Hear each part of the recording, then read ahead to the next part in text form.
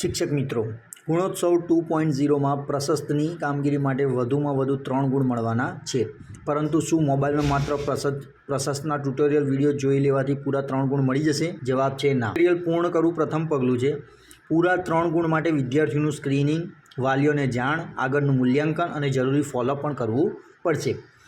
આ વિડીયોમાં મોબાઈલ દ્વારા કરવાની સંપૂર્ણ પ્રક્રિયા અને 3 ગુણ મેળવવા માટેની જરૂરી કામગીરી વિશે સમજીએ. નમસ્કાર મિત્રો, આપ જોઈ રહ્યા છો વિઝન ટેક ગુજરાતી. ગુણોત્સવ 2.0ની ઉપયોગી અને આધારભૂત માહિતી માટે ચેનલને સબસ્ક્રાઈબ કરી દેજો. ચાલો સીધા મોબાઈલની પ્રક્રિયા પર જઈએ. સૌથી પહેલાં આપણે મોબાઈલની સ્ક્રીનમાં પ્રશસ્ત એપ ખોલીશું. પ્રશસ્ત એપનો લોગો આપણે જોઈ શકો છો. ત્યારબાદ પ્રશસ્તના ટ્યુટોરિયલ પર જઈશું. ત્યારબાદ આપણો ટીચર સિલેક્ટ કરીશું. ત્યારબાદ શાળાનો ડાયસ કોડની નીચે આપણો રજિસ્ટર મોબાઈલ નંબર. ત્યારબાદ નીચે આપેલો કેપ્ચા આપણે પૂર્ણ કરીશું.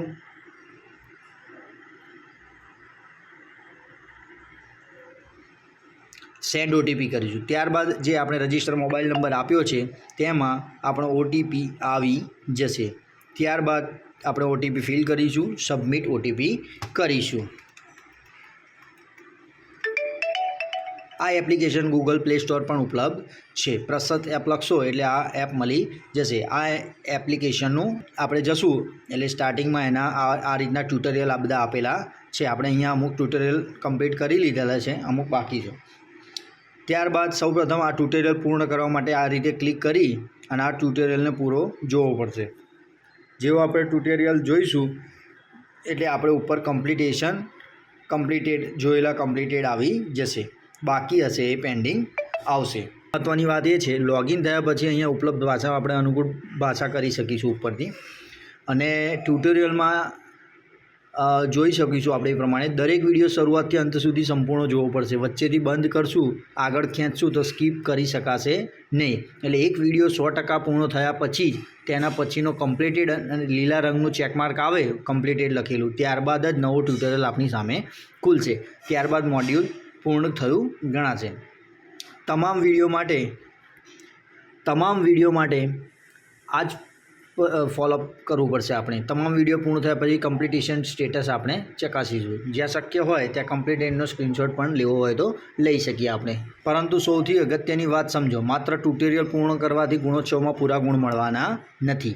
એના માટે ગુણોત્સવની ગાઈડલાઇન પ્રમાણે પ્રશસ્તની કામગીરી માટે કક્ષા 0 થી 3 એટલે આપણે 0, 1, 2, 3 એમ આપેલા છે, એ મૂલ્યાંકન થશે. એટલે કક્ષા 0 એટલે શૂન્ય ગણાશે. જે શાળાએ પ્રશસ્ત સ્ક્રીનિંગ જાણકારી ન હોય, સ્ક્રીનિંગ કરેલું ન હોય, એટલે કે આ એપમાં વિડીયો જોયેલા ન હોય અથવા બાળકોનું નિરીક્ષણ કરેલું ન હોય, જરૂરી અનિવાર્ય ન હોય, 0 કક્ષામાં આવશે. એટલે ટ્યુટોરિયલ પછી વાસ્તવિક કામગીરી કરવી ખૂબ જરૂરી છે. કક્ષા 1 ગુણ માટે આપણે કક્ષા 1 કરી શકીશું એના માટેનું જોઈ લઈએ આપણે. આ સ્તરે શાળા જરૂરી જણાતા વિદ્યાર્થીઓનું પ્રશસ્ત દ્વારા સ્ક્રીનિંગ કરે છે. સ્ક્રીનિંગ દરમિયાન જોવા મળેલા સંભવિત લક્ષણો અથવા અવલોકન અંગે સંબંધિત વાલીઓને જાણ. એટલે આપણી શાળામાં કોઈ બાળક આવું જણાય તો આપણે સીધી એને વાલીની જાણ કરેલી છે, એવું આપણે વાલી દ્વારા એ રીતનું પ્રોસેસ આપણે કરી શકીએ.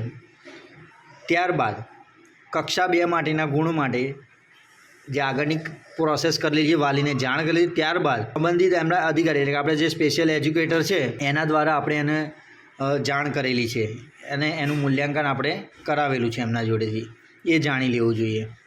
ત્યારબાદ કક્ષા 3 માટે, કક્ષા 3માં કોણ આવશે એના માટે કે આપણે શાળાએ માત્ર સ્ક્રીનિંગ નહીં, વિદ્યાર્થીની ખરેખર જાણ કરી, એને વાલીને જાણ કરી, એને સ્પેશિયલ એજ્યુકેટરને જાણ કરી, ત્યારબાદ એને જરૂર પ્રમાણે એને મળતી સહાયો જે આપણે સરકારી લાભો મળે છે એ લાભો મેળવવામાં આપણે કેટલું ફોલોઅપ લીધું છે એના આધારો પણ અહીંયા આપણે રાખવા પડશે.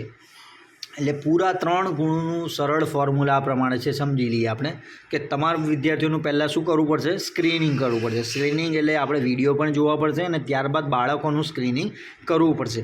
ત્યારબાદ સંબંધિત વિદ્યાર્થીઓની ઓળખ, એટલે કે આમાંથી આ બાળકને પ્રોબ્લેમ જણાય છે તો એની આપણે ઓળખ કરીશું. ત્યારબાદ એના વાલીને જાણ, ત્યારબાદ એનું મૂલ્યાંકન, ખરેખર આની કેટલા પ્રમાણમાં, કેટલા ટકાવારીમાં લાગે છે એનું ખાલી નોર્મલ મૂલ્યાંકન કરજો. ત્યારબાદ સ્પેશિયલ એજ્યુકેટરને જોડે એને જણાવીને આગળની પ્રોસેસ કરીશું.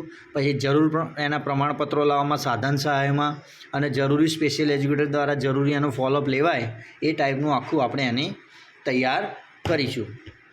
હવે આપણે શાળાએ તૈયાર રાખવાના જરૂરી આધારમાં શું રાખીશું? અત્યારે હાલ પૂરતું પ્રશસ્ત એપમાં સર્ટિફિકેટ જેવું આમાં નીકળશે નહીં, એટલે આનો એક આપણે સ્ક્રીનશોટ રાખીશું. બીજું, વર્ગવાર વિદ્યાર્થીઓની સ્ક્રીનિંગની વિગત, એટલે એકથી વધુ વર્ગો હોય તો સ્ક્રીનિંગ કર્યું છે એવું આપણે પેપર વર્ક એક કરી શકીએ. ત્યારબાદ સંભવિત લક્ષણો ધરાવતા વિદ્યાર્થીઓની યાદી, એટલે કે આમાંથી ભાઈ સંભવિત એટલે કે આપણે વિચારે નક્કી કર્યા પ્રમાણે કે આ વિદ્યાર્થીને આવા પ્રોબ્લેમ છે, એનું ખાલી યાદી છે નોર્મલ.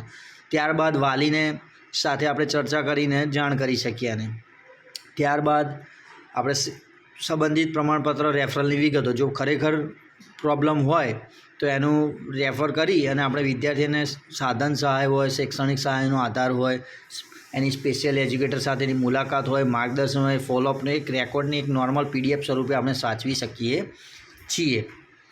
આજથી શાળામાં એક અલગ પ્રશસ્ત 2026 ફોલ્ડર આપણે બનાવવું પડશે. તેમાં tutorial, competition, class wise screening, parent information, assessment, follow up નામના અલગ અલગ સબ ફોલ્ડર રાખી દરેકની આધારવાર આપણે માહિતી સાવચેત કરીશું, જેથી આપણે ગુણોત્સવ સમયે આપણું જ્યારે બાહ્ય મૂલ્યાંકન થાય એ વખતે આપણે એને બતાવી શકીએ. માં કહીએ તો મોબાઈલમાં પ્રશસ્ત ટ્યુટોરિયલ પૂર્ણ કરવાનું ખૂબ જરૂરી છે, પરંતુ પૂરા 3 ગુણ મેળવવા માટે માત્ર વિડીયો જોવા પૂરતું નથી. તમામ વિદ્યાર્થીઓનું સ્ક્રીનિંગ, વાલીઓની જાણ અને ફોલોઅપ સહિતની સંપૂર્ણ કામગીરી આપણે કરવી પડશે.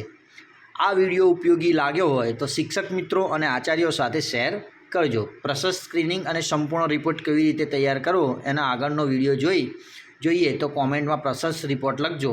તો ગુણોત્સવ 2.0ની આવી જ ઉપયોગી માહિતી માટે વિઝન ટેક ગુજરાતી ચેનલને સબસ્ક્રાઈબ